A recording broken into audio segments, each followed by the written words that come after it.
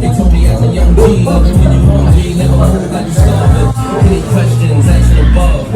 Any problems, passing the glove. Jason and Freddie. Hi old members, welcome new members. I'm Tiffany. Welcome to my YouTube channel. I'm an MD3 student in medical school. I try to post videos Mondays, Wednesdays, Fridays, and Saturdays. So it's about to be June and I'm going to do just June, where I just post like 2 videos a week for June. I know I've been slacking on posting the videos, but I am in a surgical rotation and we do almost 50 hours a week at this rotation, so it's almost like a full-time job. All right, so this video is gonna be focused on how I prepare for the comp leading up to the USMLE.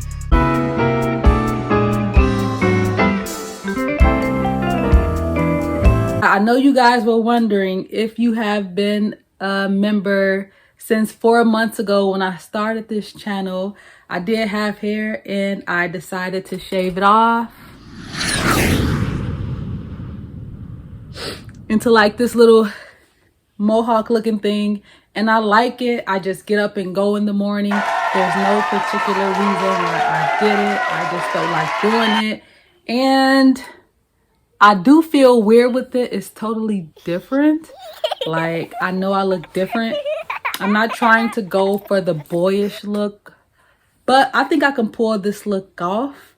Hopefully my hair will grow back soon and then I can start braiding it and doing some curls and stuff. But NBME, for most, or the people who go to a Caribbean medical school, the comprehensive medical school exam is an exam you take after studying in medical school that allows you to take the USMLE Step 1.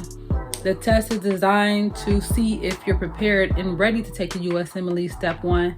And that's how most schools can guarantee the first time pass rate for their school, because if you don't pass the NBME or CBSE comprehensive, which is not nationally looked at, then they won't even allow you to sit down and take the national USMLE exam. The resources are pretty much used for the USMLE. I think it was like 5: Pathoma, URO, Sketchy, BRS, and Kaplan.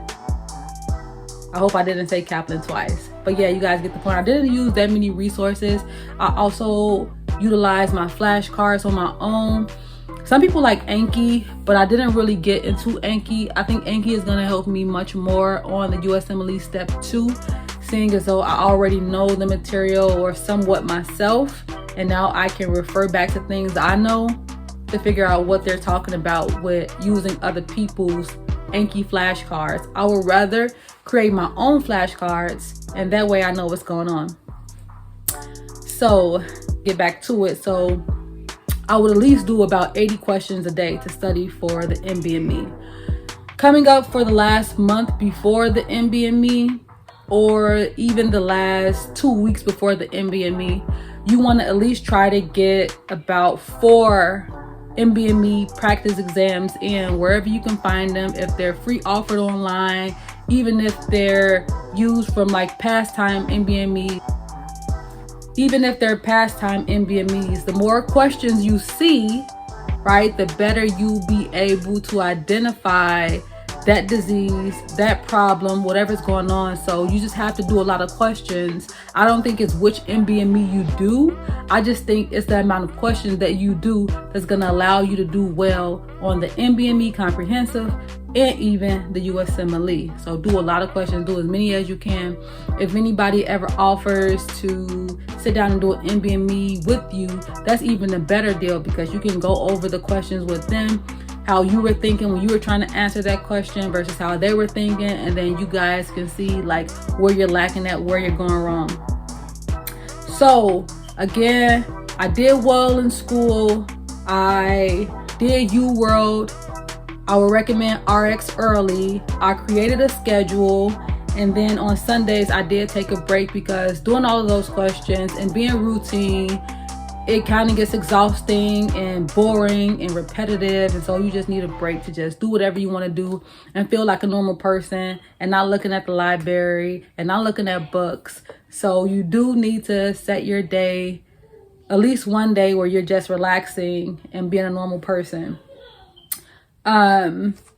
So another question that was asked in the comments was if the NBME was going to equivalent to getting a good grade on the USMLE.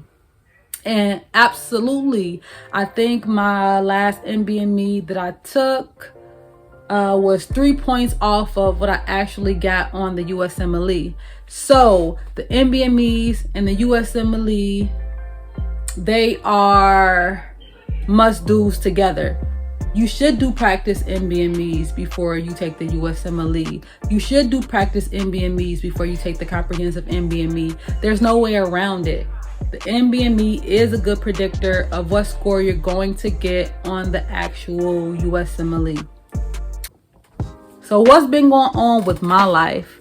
I have 2 weeks or 1 week left of surgery starting on Monday, and then I start family medicine.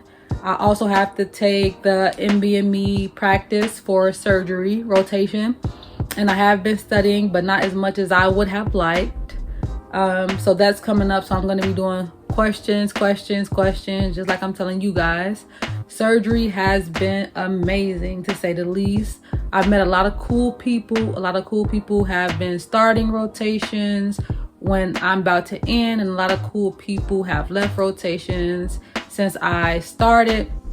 And so we have seen everything from leg amputations to ventral hernia repairs to gout to gangrene to appendicitis, appendix removals, gallbladder adenocarcinoma. We see XLAPS. We see I actually helped in a code that was called. Surgery rotation has been different, to say the least, to anything that I've ever experienced before.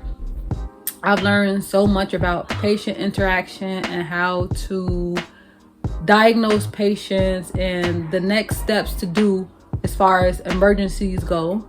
I would definitely recommend doing less hours in surgery as far as actually going into rotation, just because it can take up a lot of your time, and that way you won't have time to study for the NBME that's going to come up, or the USMLE. So you do want to get that hands-on experience and clinical experience and see this stuff, but I think we'll have a lot of rotation time or clinical experience time during residency. I think the most important thing for me right now was trying to study for the USMLE Step 2. I'm glad we don't have CK anymore or CS anymore. So, all right, so is there anything else you guys want to know, want to see, want to hear, wonder why I cut my hair, wonder if you should cut your hair, tell me great job on cutting my hair? I don't know. As long as you have questions, I would not mind making a video for it. I actually encourage it. All right, guys, I know I'm rambling and I'm talking, but like, comment, and subscribe to this video. And yeah.